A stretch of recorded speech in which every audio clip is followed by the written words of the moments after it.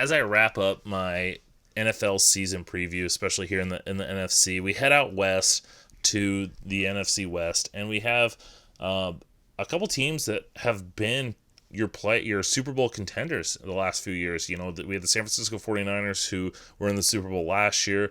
We have the Seattle Seahawks who have been won and been to Super Bowls within the last 5 to 10 years. The Los Angeles Rams were in the Super Bowl a few years back.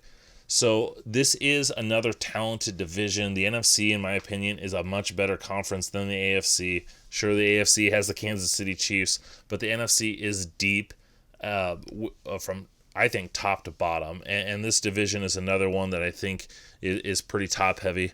And let's start with those defending NFC champion San Francisco 49ers. I don't think they are a one-year wonder. They're not like the Rams, where they went to the Super Bowl a couple years ago and then didn't make the playoffs. I think the 49ers are a team that's not only going to be back in the playoffs, but I think they're a true contender to get back to the Super Bowl.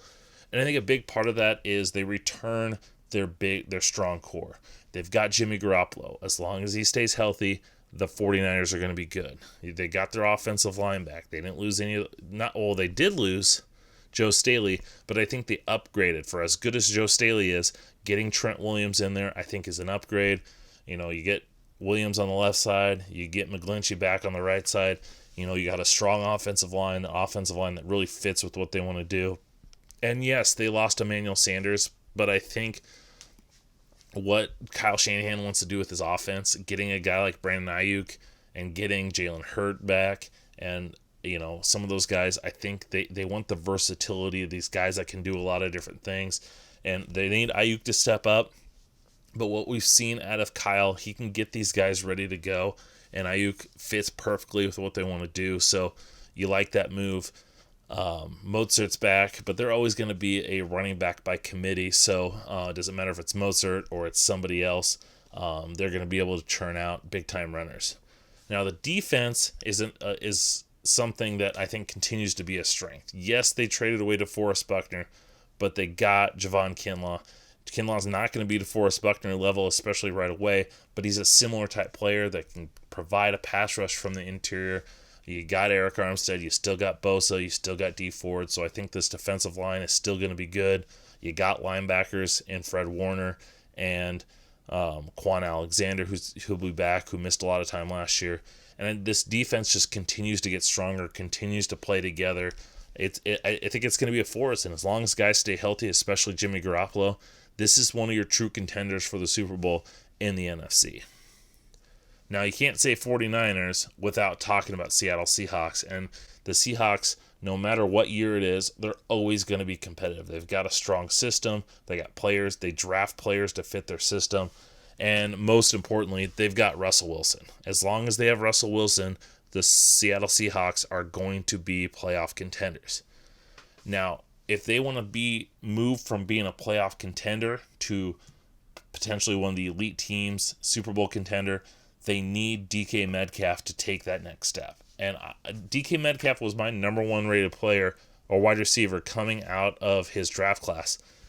So I want to say that before I say this, but we have this notion that DK Metcalf is this already stud receiver that's out there, and he had a good rookie year, but he needs to still continue his development to take that next step. And if he's able to take that next step and be more than just a downfield post-go type receiver, the Seattle Seahawks offense can really take that next step because they're always going to be run first. With Chris Carson, with Russell Wilson, they're going to want, and Pete Carroll always wants to run the ball. But to have that true elite number one receiver, the Seahawks haven't had that. Their best receiver they've had recently has probably been Doug Baldwin a few years ago when he went off towards the end of the season. They haven't had a guy with DK Metcalf's size and athleticism. They just need him to to clean things up, develop a little bit, and be more consistent. And this offense, could just explode. Now, defensively, they're always going to be good. Just because the scheme, they've got talent, but they've really kind of lacked those elite players. They had Jadeveon Clowney last year. He's gone. He kind of was hit or miss depending on who they were playing and if he wanted to play. They got Bobby Wagner. But who's going to rush the passer for the Seahawks? They don't have Clowney. They don't have Ansah. They don't have Michael Bennett. They don't have Cliff Averill. They don't have Frank Clark. They don't have those guys. You're relying on L.J. Collier, who was a first-round pick for them a couple years ago, who hasn't done anything yet, and you're relying on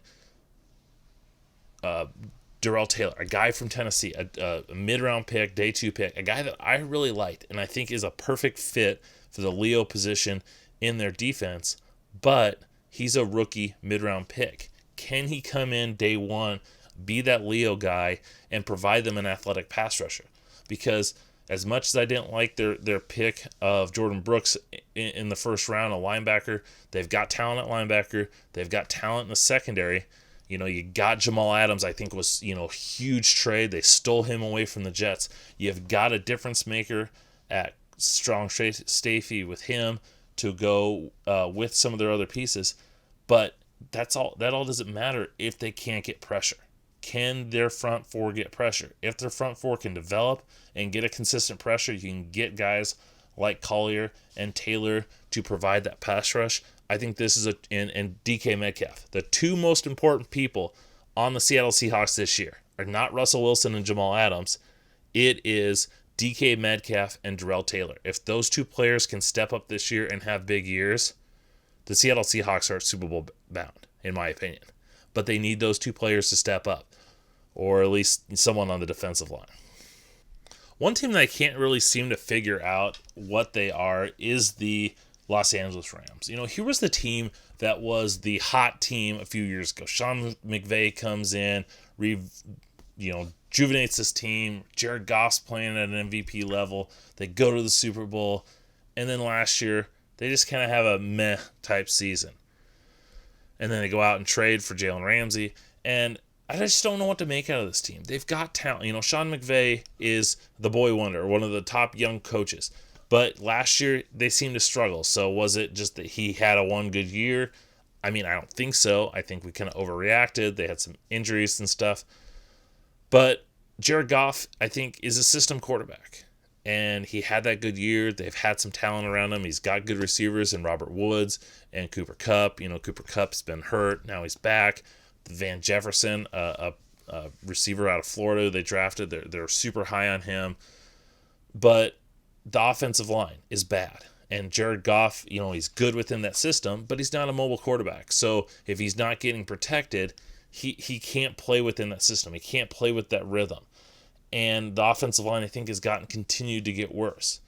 And then who do they have at running back? They don't have peak Todd Gurley like they did a few years ago. He's gone. They've got Darrell Henderson. They've got, a few other guys that the Cam Akers.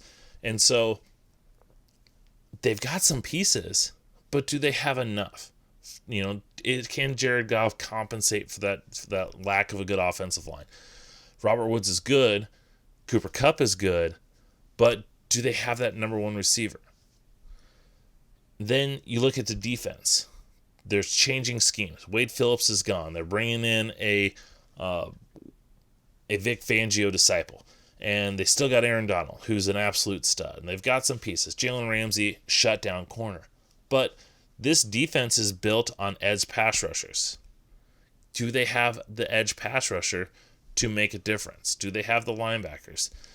Do they have the safety? They just seem to have some pieces. They have some elite players, but they really don't have, I think, a collective unit. And as good as I want to say they can be, I wouldn't be surprised if the Rams are one of the bigger disappointments this season. I don't think they're going to be picking top 10, but I think they're closer to the top 10 than they are making the playoffs. And I like this team. I like the coaching staff. I like the pieces that they have. They have the best offensive player in the NFL. But do they have enough? I don't think they do. And wrapping up the NFC West is the Arizona Cardinals. And here's a team that I think is kind of stuck in nowhere, because I know there's a lot of hype around them. Cliff Kingsbury came in, and his offense did well within the NFL. Kyler Murray played well as a rookie. They went out and get DeAndre Hopkins. They fleeced the Houston Texans to get DeAndre Hopkins and get rid of David Johnson. Kenyon Drake is a much better fit within this offense. But they neglect the offensive line again. Are they hoping that, hey, we're going to emulate the Seattle Seahawks. The Seahawks didn't really invest in their offensive line very much. They relied on Russell Wilson running around. Can the Seahawks do that? And can Kyler Murray withstand some of that punishment because their offensive line isn't good enough? He's got talent at receiver, Fitzgerald, Christian Kirk, DeAndre Hopkins. But will he have enough time? Will he be able to make those plays running around with that offensive line? And then defensively, the Cardinals have one of the, Vance Joseph is not the best defensive coordinator.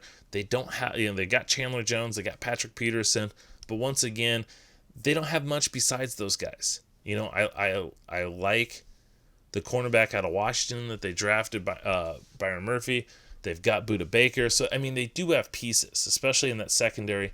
But do they have enough at the front that really could make a difference? And I think they lack it in the coaching on defense. They lack it up front outside of Chandler Jones.